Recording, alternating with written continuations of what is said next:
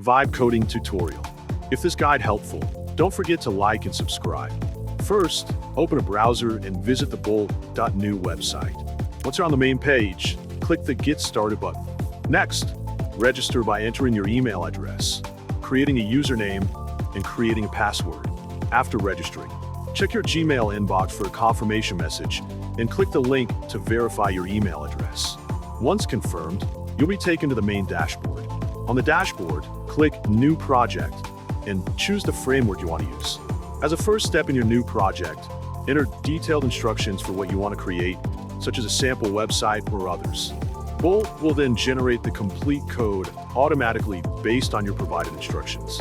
Wait for the coding process to finish, then click the Preview button to view the generated website.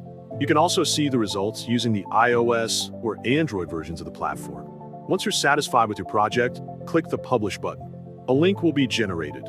Copy this link to share or access your live website.